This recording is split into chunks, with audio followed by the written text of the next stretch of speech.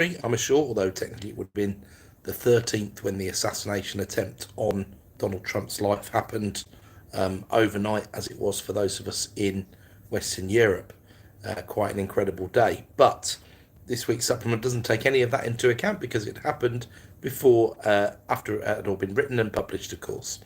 So, as you'll know, I like to start with a quote, and this week's I went for, "Our honeymoon will shine our life long. Its beams will only fade over your grave or mine." And that was from Charlotte Bronte, the author. Before I get started in earnest, I want to tell you to save the date for the next property business workshop. It'll be on Tuesday, the 1st of October. This time round, we're covering exits with two main objectives. Firstly, that's planning your own exit, which people do very poorly in my experience. And secondly, so that you can understand other people's exit plans or lack of them and assist with them when looking to buy a portfolio or a business. Help the vendor get what they want, need and deserve and work towards true win-win situations. So welcome to the supplement. We're a week in and the Labour Party have not yet saved the world, but the torch continues to be shone on what's been left behind. An economy doing better than nearly everyone expected, but a prison system with a very efficient occupancy rate for those making a profit from the prison system, that is. On the basis that everyone's got their eyes on the trophy coming home or not tonight, I've tried to adopt a bit of a punchier approach to this week's supplement, and I'll be interested in the feedback. We've still got the meat here, real-time market info, macro analysis and a deeper dive. This week, Rachel Reeves' first speech, which covered housing and the economy, of course, and seemed to get some very strange and clickbaity reactions. As usual, I will attempt to cut through the noise. Real-time market.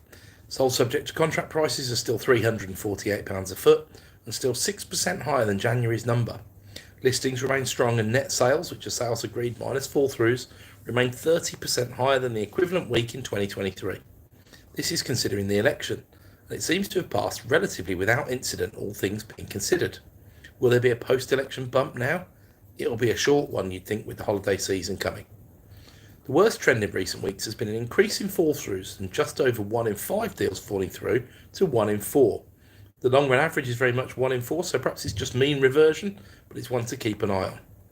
There is a glut of stock, so people changing their minds or playing 2 or more houses off against each other is likely to be more rife than usual, unfortunately for vendors. So it was an interesting macro week this week with the retail sales figures for June, alongside the RICS house price balance, and then we had the growth figures, which surprised many, and the bonds and swaps make it into the report as always. So retail sales down 0.5% year on year. The reality is they're just not growing in line with economic growth, as people continue to prefer saving more than they do consuming. Hello, Harry. Thanks for the reminder about the Euros. We'll be watching. Don't worry. Cold weather was blamed, but with Wimbledon and the Euros, the pounds did not flow out of the consumer pockets once more as it was threatened that they would. The brakes ultimately are remaining on as households continue to adjust to the new world cost of living. The expectation had been very small growth, 0.2, so not a major miss, but it was a downside miss nonetheless at minus 0.5%. Remember, those figures aren't adjusted for inflation either, so they were going downwards. RICS, well, those miserable surveyors once again printed a negative this month. They said minus 17. This was very close to expectations, the same as May, and remains well below the last print of minus 5. That was March this year, which was the best print we've had since October 2022, where we printed about minus 2. One piece of data that isn't transparently available is the geographical location of these surveyors, and if they're based primarily in the south, that might well explain these constant reports that are not being borne out with houses that are actually transacting or in line with the Chris Watkin data that I share every week for the real-time market section. Ultimately, the survey still reports falling new buyer inquiries, sales agreed down a little, although it does highlight a plus 20 reading for sales agreed over the next 3 months. It will be interesting to see why that is. I would suggest the interest rate is the biggest driving force. Interestingly, it also highlights the first month in 6 with fewer instructions coming to market and fewer appraisals as well. Perhaps the listing glut will start to reverse. RICS do mention in the report that the balance in Northern Ireland is plus 64, which is absolute boom territory, and plus 29 in Scotland as well. So that market's clearly moving well. Hello, David. Thanks for saying hi. And hello, Dor.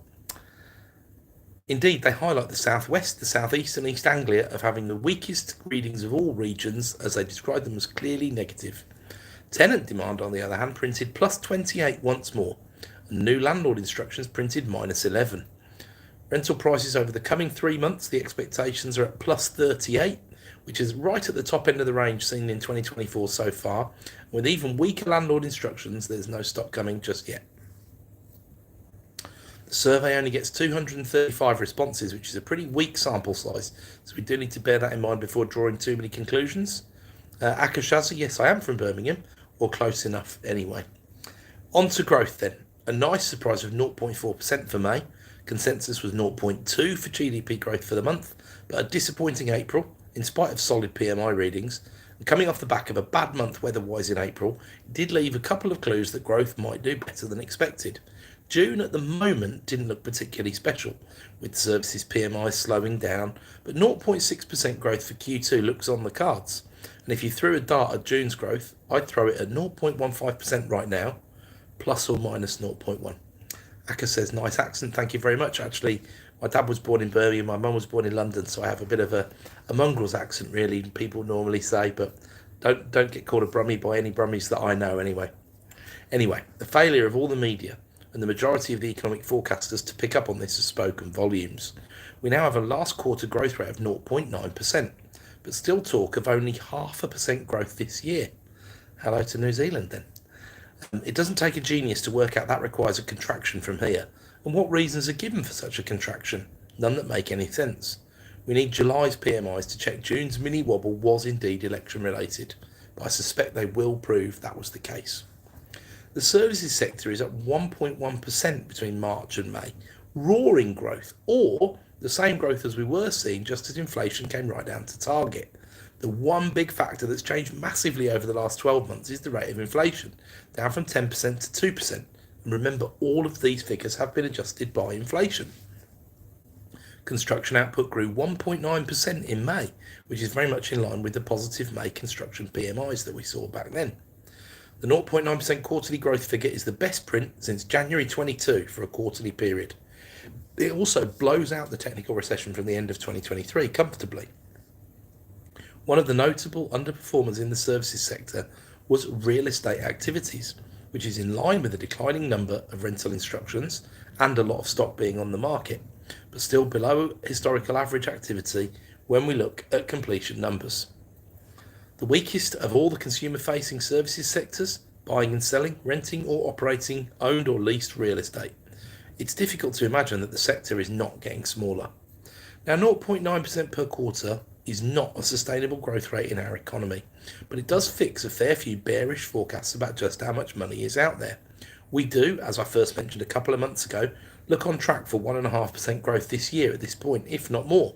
Can we get to the magic 2%? Possibly. If consumers can gain confidence and decide to spend rather than save, and how much of that comes in trusting the Labour Party, we'll find out. We might get there, although remember that the OBR takes 10 weeks to put together the figures for a budget, and Rachel Reeves has tasked them with exactly that, which would take us to mid-October. If consumers are generally going to wait for that, it's probably too late for us to hit or exceed the magic 2% number, but it is a live possibility at this point. Rounding off on the gilts and swaps then. We opened the week at just over 4% on the 5-year gilt yield, 4.016, and we closed at 3.953, which is very close to last week's close. The moves were the least volatile that I've seen since I've been monitoring these markets closely. Very nice. I'd happily accept minus 0.02% on the yields per week from now until kingdom come, if that was a choice that was available. US inflation figures missing consensus had the biggest impact this week, although the number in the USA is still 3% ultimately for CPI, with core still at 3.3. UK inflation figures for June are due next week, and the consensus is another 2% CPI print, which will add to calls for a rate cut. July has lower energy prices baked in, which won't send CPI forward on its own, although the relative calm of core inflation month on month from 12 months ago is starting to drop out of the figures.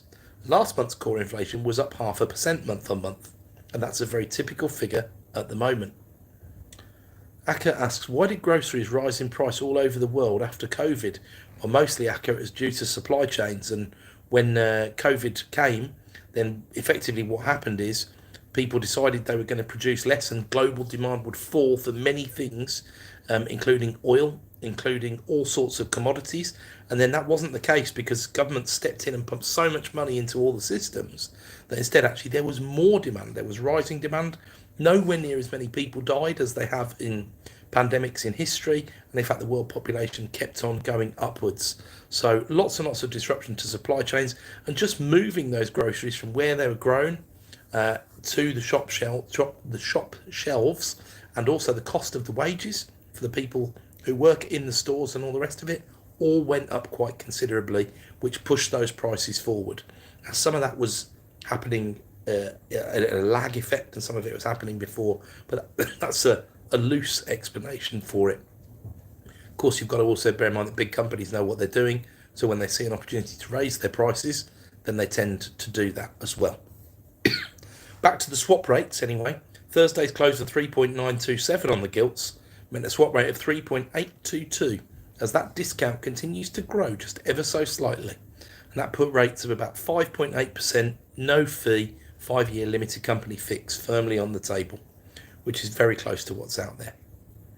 Aka says, why did the stimulus pack make inflation go up? Well, there's a couple of different theories there, but the easiest one to explain is probably the monetarist theory, which says money needs a home. So if you pump hundreds of millions of pounds or dollars, in your case, into an economy, then it will find a place to go. It will chase prices forwards because more money chases the same number of goods, all else being equal. And that's the sort of monetarist side of the equation. But effectively, everything started going up in price. And although it will happen at different paces, then where we've ended up now is, largely speaking, in the UK anyway, a world where roughly pretty much everything's gone up about 25%, apart from the cost of living in terms of housing itself. So if you've got a mortgage, the price has gone up possibly more like 60 or 70%, something like that. And if you're in a rental property, at the moment, the price of that has gone up at least 30% on the rent front. And then energy's gone up about 25%. And money finds a home somewhere, which is one of the reasons, apart from anything else, why you did see a bit of a crypto boom in 2021. Nowhere else to put the money, apart from anything else. Money chased goods, and goods went up massively in price. Goods since then, certainly in the UK, have struggled over the past 2 or 2.5 years to sell, and therefore manufacturing in the UK has suffered as a result. And consumers actually in the UK are spending a lot less money than they were before the pandemic when it comes to consumption. But government spending has increased so dramatically, it's still grown the economy forward. You could argue that's a bit of a false equivalency, or you could argue, like I do, that consumption is going to come back at some point in the relatively near future. So the UK has got a pretty good growth path ahead of it just when consumption recovers. But it's an interesting subject. So that's covered the swaps as well. We've got some room for limited cuts, I think, in mortgage rates in the big lenders, which is what we've been seeing in the headlines for the past couple of weeks. But we really need a driving force to get the yields back down to the middle of my range. And I think that's about 3.75%, 3.75. If inflation printed 1.9 on CPI on Wednesday coming, that might be the driving force we need. Consumer spending has been so limp, that is possible if we trust the BRC retail figures that I've discussed already. But service inflation is still so strong, it takes genuine negative pressure on pricing to keep CPI as low as 2%, which is a difficult argument to understand for people at the moment. But services inflation is close to 6%, and that makes up 50% of the CPI figure, which means we're starting at a base level of 3% at the moment.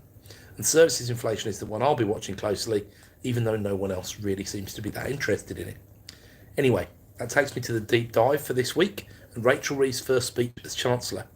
I think you know already I'm going to be keeping a close eye on Rachel, as I do on all the Chancellors, especially since the Kamikaze situation, but specifically I'm going to be watching for the following. Number 1, ideological manoeuvres that don't make economic sense. Number 2, realisation of some realities that I suspect this incoming government did not understand before they got the job. And then number 3, the management of the OBR and therefore the international bond markets. That's the Office for Budgetary Responsibility. So in many ways, it's the third one that will be the most relevant to the regular readers and listeners. In a perverse way, the rain, or perhaps the light shower or drizzle, of Liz the lettuce actually helped us all. It deflated a bubbly property market rather than letting it burst. And it also focused the mind completely on managing the international bond markets. We already knew it was important, but it was shown exactly how important it was. And that lesson will stay with us throughout the 2020s and some of the 2030s before it fades into history. And we'll actually all benefit from that to an extent. And I've said many times before, Jeremy's most redeeming quality as a Chancellor was his spectacular management of the books and the OBR forecasts, and his improvement of the future figures with the tweaks that he made. This is so crucial. However, it's also a very vanilla response. It's the equivalent of being good at maths at school and then growing up to become an accountant. There's nothing wrong with it, but it doesn't pull up any trees and it doesn't plant any either. If Rachel wants to make a real impression, she's going to have to work out how to change the rules of the game, including this silly rule that within 5 years at all times we need to be reducing the deficit. Let's be clear why that's stupid. If today there were infrastructure projects that would provide a 5+% return over the years in terms of tax take, and we could borrow money at 4% like we can at the moment to invest in them, we couldn't start to do that unless the payback started to come within a 5-year time frame. With infrastructure, that's unlikely or impossible. So that's not right. So let me remind you also that Boris was robbed of a chance in this department in the bizarre budget speech of March 2020, which was largely already prepared and still went ahead with a big rider around a whole number of COVID concerns. £600 billion of infrastructure spending was announced. The outgoing government has been roundly criticised for not doing this, which is again unfair. In reality, the money was spent on the pandemic instead, and the fiscal rules didn't allow for any other measure. This isn't to say that money was deployed perfectly, we know it wasn't, but to make a reasoned point.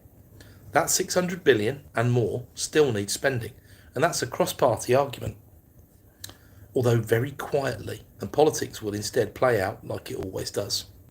Anyway, to Rachel's first speech and what it really says in response to some of the clickbait about it this week. She started by talking about sustained economic growth. Of course, this has been the feature of the post-industrial revolution economy. As a reminder, we spent centuries with things not getting a lot better.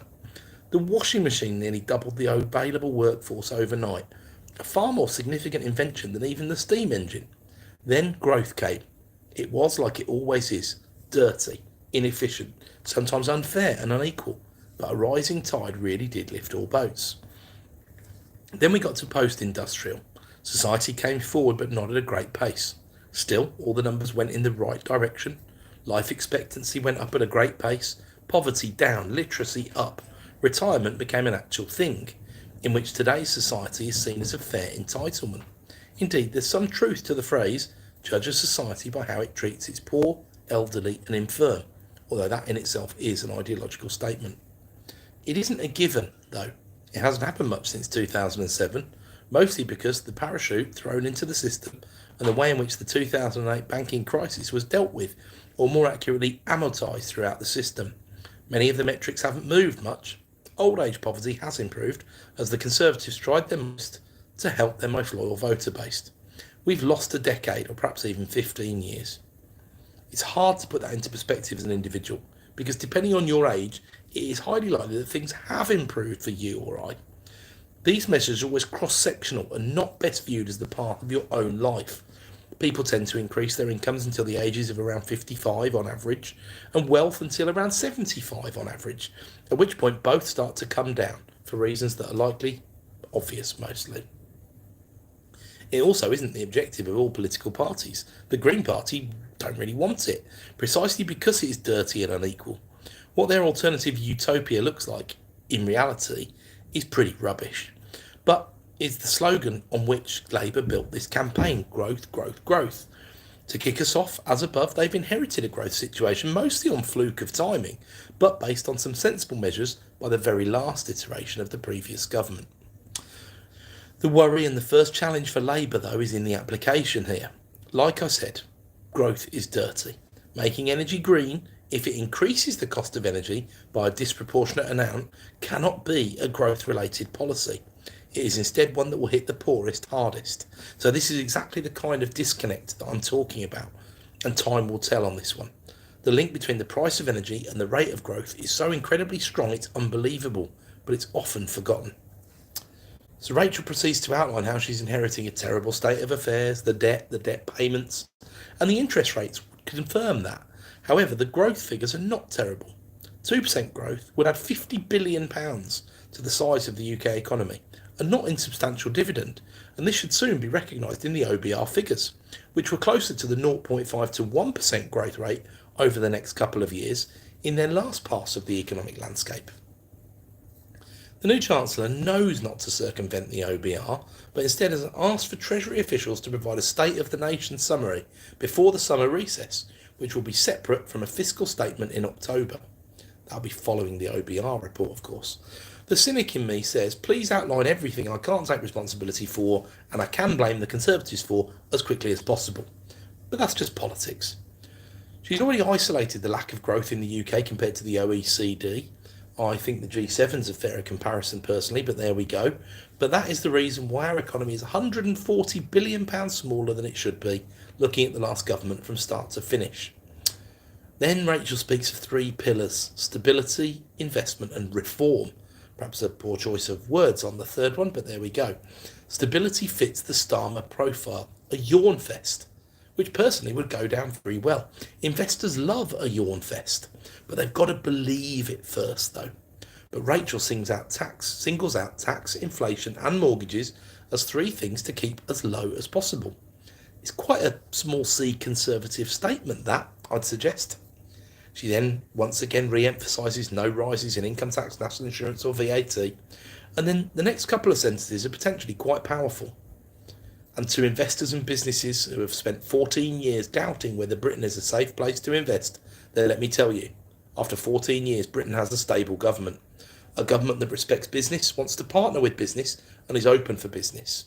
In an uncertain world, Britain is a place to do business. Now just pause on that for a second. It's probably a reasonably fair comment because in 5 years we had a coalition government. They're never particularly helpful. Then we had only about a year and a bit after Cameron then did win a majority before we had the referendum with a shock result about Brexit. That kind of ruined stability, whichever side of the fence you fell on, for the next 3 to 4 years. In 2017 we had a failed election really where the Conservatives once again had to go into not a full coalition but what was called a confidence and supply agreement with the Democratic Unionist Party. And then in 2019 finally we were asked to nettle in December 2019 when Boris promised us he would get Brexit done. However, he only had realistically less than 3 months of government before COVID came, and that absolutely took over everything that was going on. So that is 14 years of complete disruption, some of which, probably half of which was the doing of the Conservative Party, and half of which, one way or another, you really can't blame the administration for. But what we really need is at least 7 years, if not another 14, without those levels of problems going on.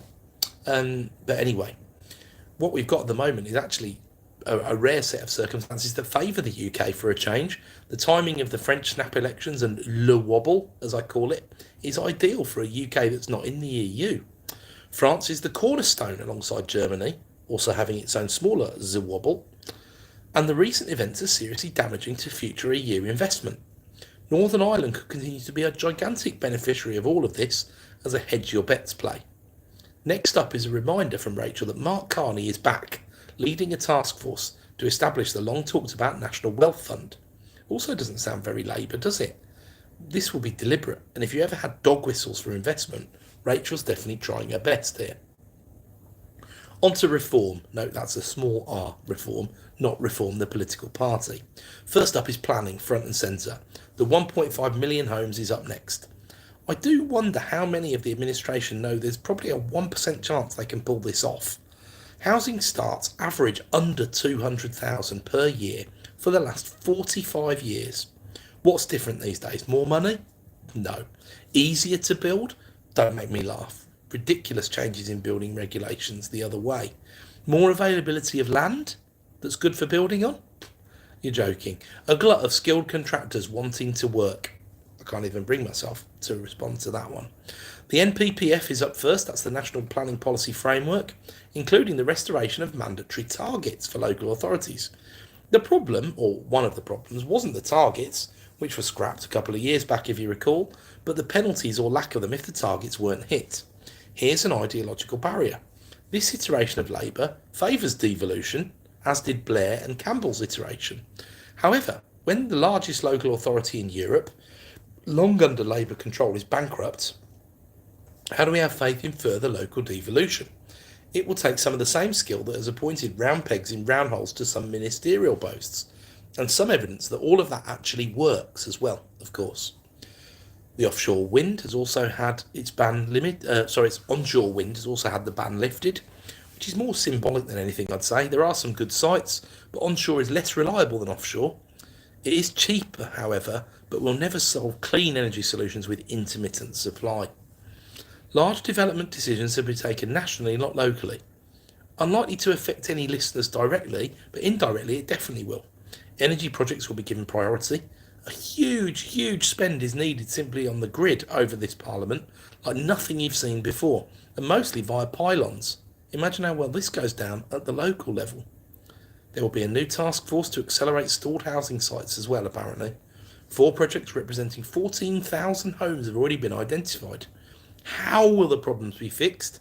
Let's see. We've got no detail yet.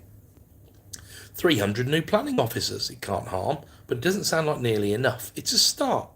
There's a reminder that Rayner has also promised to get involved or meddle as often as is needed to make projects happen. Perhaps it's me that just sees an image of a socialist bulldozer. What would that even look like? I'll have to ask ChatGPT, which I did for this week's image. The 2 data centres that Angela appears to be intervening in, however, do look like positive interventions apart from the NIMBY's perspective. Data centres are absolutely key parts of strategic infrastructure in a geopolitically unstable world, and one that's going to be dominated by AI going forward. There's pressure now on targets, local plans and brownfield, green belt and particularly grey belt parts. There's more reference to homes let under social rent, which differs from affordable. A quick definition is useful here, as these terms are going to be thrown around a lot over the coming years.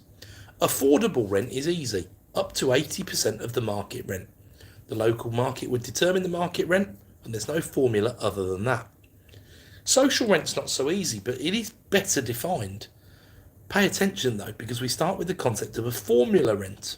70% of the national average rent, multiplied by relative county earnings, multiplied by the bedroom weight. Then add on 30% of the national average rent, multiplied by the relative property value. So that's our starting point. It's all relative, with 70% depending on local earnings for the county and 30% depending on the relative property value. But we're talking the national average rent as the base. Well, that wouldn't strike me as cheap at all. A social household will have earnings of less than 50% on average of an owner-occupier household. I picked Derbyshire as a county close to my heart and to my portfolio as well.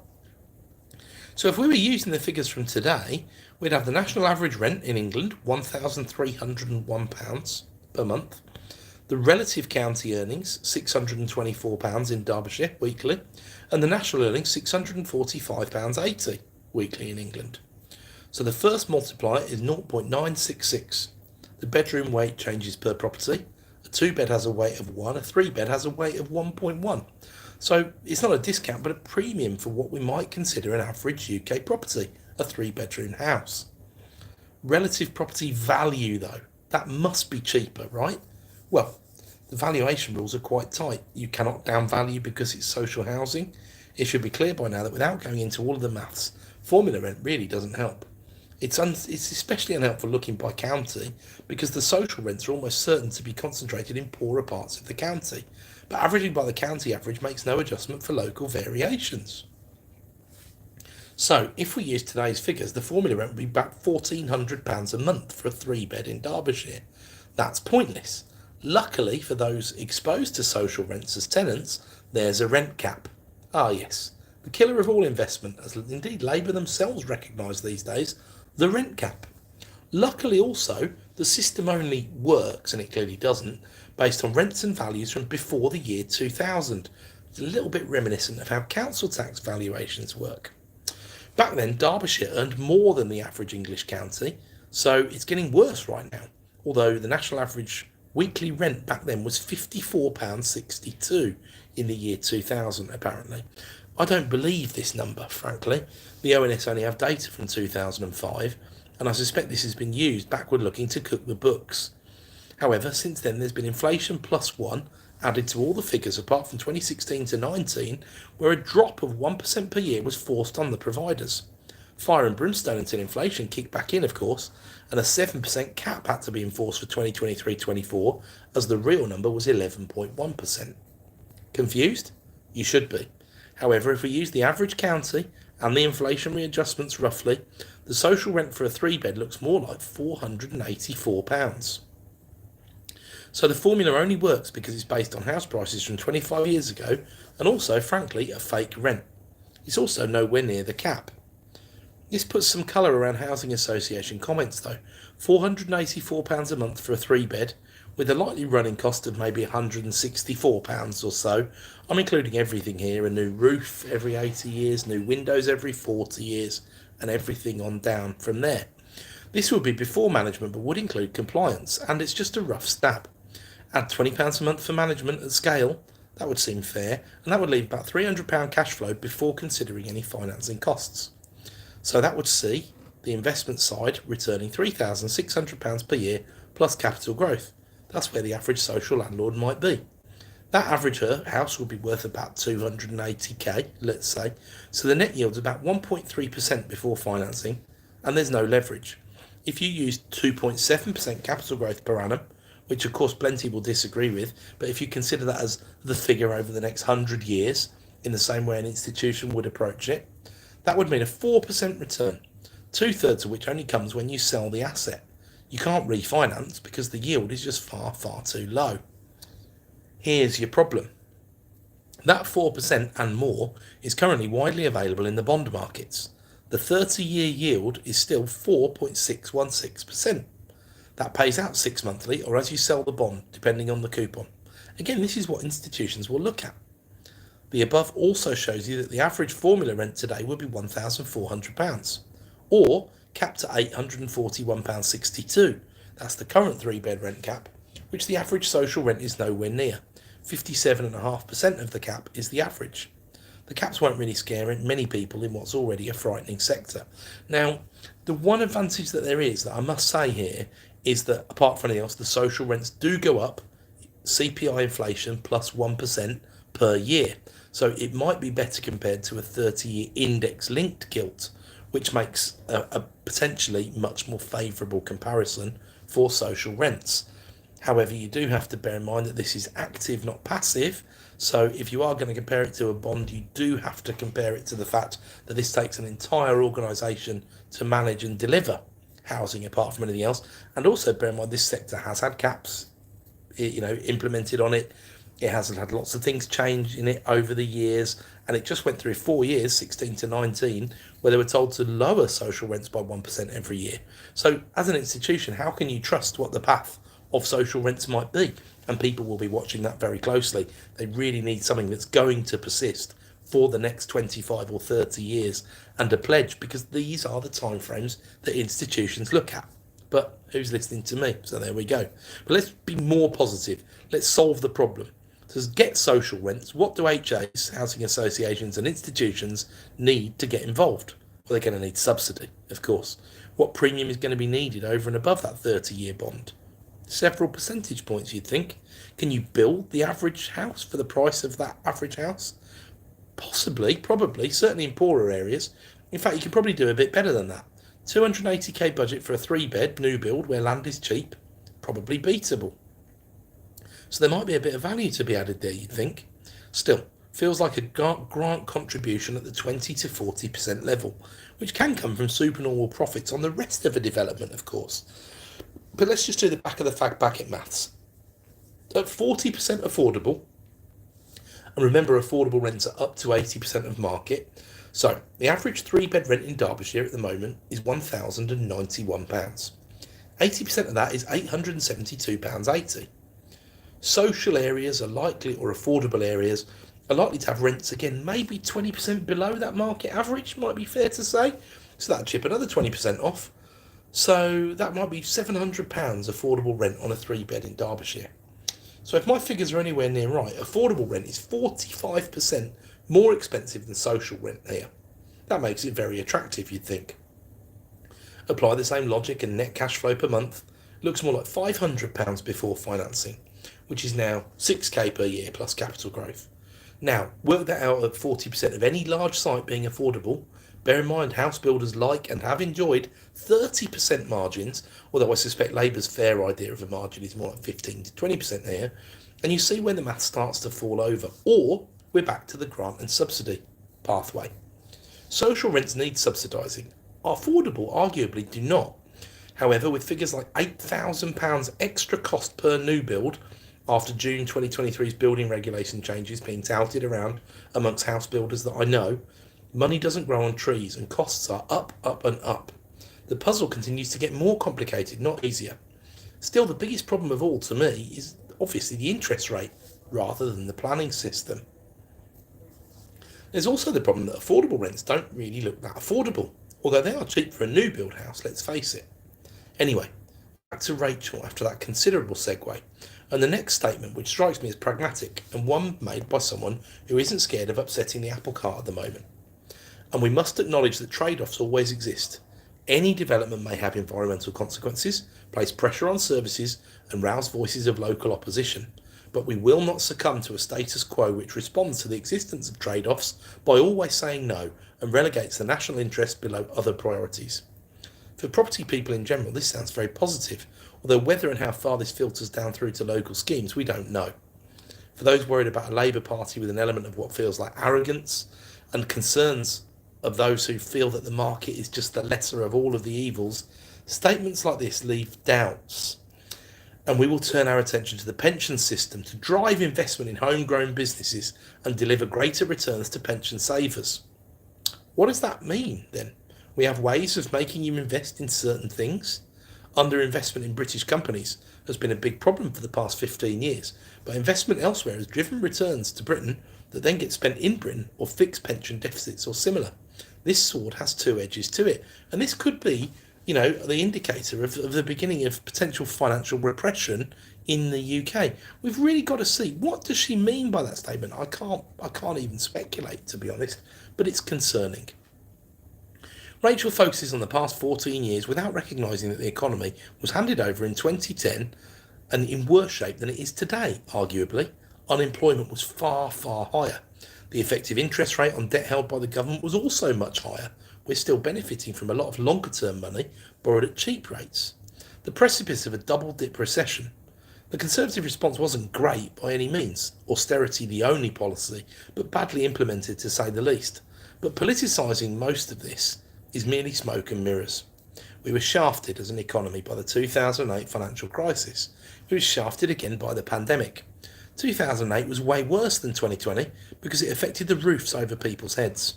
After 2020, people held on to them but had to pay much more as a percentage of their disposable income for that luxury. The rest is politics. At a high level, it's a great sounding and inspiring speech. At a granular level, as I've tried to do in the rent section that I've explained to you there, it just doesn't add up for me yet, and I would need to understand the efforts that will be made to make it add up. House builders can work to smaller margins, of course. If they have to, they will. It won't make them build, though. They will not want to cede the level of control they have over setting the prices of new stock to market. For example, there's no reference to that oligopolistic behaviour, as Rachel tries to court the support of business. Angela won't be so hesitant, in my opinion, once she's heard the real truth time and again when she starts really digging. I'm coming from a place where I don't believe they have a real handle on the size of the problem that awaits them, and will be interested over the coming weeks and months as they start to understand it. Anyway, well done as always for getting to the end. That was a bit more than I intended for this week, but I hope you will agree the new Chancellor's thoughts on the direction of travel are important to all of us. Now, save the date for the next Property Business Workshop, which is Tuesday the 1st of October. We hope you can join us. There's only one way to deal with this continual noise and this changing of the guard, and that is, of course, keep calm, always read or listen to the supplement, and carry on.